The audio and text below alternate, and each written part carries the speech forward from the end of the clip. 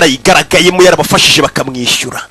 Ariko civilisation y'abahinde twebwe ubundi imizi yayo ni umuco wacu w'abahinde twiziritseho. Abahinde biziritse ku muco wabo na n'uyu munsi ku buryo kandi bibafasha, kuko banze kwigana imico y'ahandi. Iyo mwiganye imico y'ahandi birangira mutabatsinda muri iyo mico y'iwabo, bikarangira noneho mubuze byose nk'ingati imeni. Sasa umwenda aravuga ati twebwe civilisation ninde, reka bagusubize inyuma filime yacu bakwereke umuntu watangije urugamba rwo kwibohora mu Buhinde ngari umugabo umwe akigomeka kubongereza.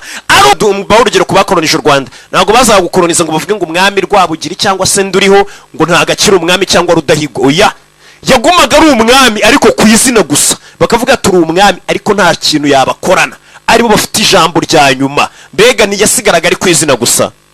Abongereza bashe mva umwana ukuntu yabwiye sekuru ati solo kwa kugira ngo tubeho nk'abacakara babari y'abongereza, ikiruta twapfa duhanganye nabo. Aribyo mora mbabwira ni aho kubimbwa uzabimva, nabibabwira ni mujya mu byumva. Sekuru arikanga, ye wa mwana we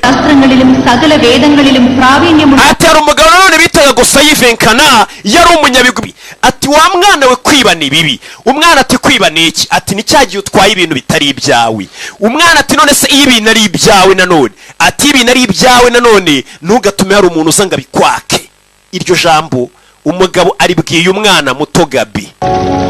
Iki gihe cy'amapfa, muri cya gihe amapfa aba yarateye nyine imvura itari kugwa, ati nta muntu uzongera kwishyura imisoro, mubibwira abaturage bose ko nta muntu ubaha agahenge muri cya gihe basinziriye. Kubitubangura ntubaye n'akanya ko kwitekerezaho. Umuhinde nawe mu gihe yari ashoboye rero agikolonije abantu bataragira ubwenge bwo kuba bagira ubwenge bwo kumwigaranzura, yakubitaga bangura ku buryo nta n'akantu ko kurya yagusigiraga mu nzu.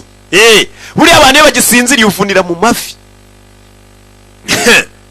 Uzareba iyo nsaye nk'udacu n'impamvu tugomba gupfa. Umvisha amagambo y'umusore ati wa mukobwa uri umuhanzi uri umubyinnyi, iyo ni impano Imana yaguhaye ngo uyikoreshe abantu babashe kukumenya. Mbega abantu b'Imana bamere neza, niyo mpamvu Imana bayiguhaye. Ntabwo rero ukwiye kwiyahura uko ubonye. Ati kandi nanone buriya iyo ubayeho uba ugomba kubaho kugira ngo nuhura n'Imana muzareba nuyibwira ati Imana nabayeho kabisa nkurikiza ibyo wansabaga wifitiye icyizere. Ati kandi nimba uri nupfa uzapfe ari ukugira ngo urupfu rwawe ruhe ubuzima abandi basigaye. Bakomeye cyane abazungu bumva. Wibuka ya amagambo yabwiwe na mugabo bita Narasimharedi ati umuntu agutwaye ibyawe ntukabyemere ariko nawe ntugahitemo kwiba. Ati bano bazungu nibo bari kutwibira ibyacu, ibi biryo ntabwo nabisubizamo ni ibyanjye.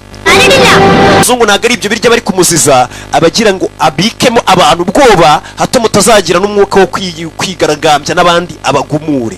Nugira ngo umuntu umwe buri hari ikibazo abateje, ahubwo bafite ubwoba ko umuntu umwe yagumura abandi akabashiramo. Umwana wanjye yarivugiye ati buriya inkota ku rugamba ni ikintu cy'ingenzi, ariko umuhanzi we urugamba rutangiza neza cyane rukajya mbere, ni urushoza bitewe n'ubwenge afite n'ubugeni n'ukuntu abantu baba bamukunda bamwibonamo bamufatamo nk'icyitegererezo. Ati uyu mukobwa niwe mubi cyane kurusha uriya mwanzi wacu Narasimharedi kubera indirimbo zaririmba twangisha abaturage.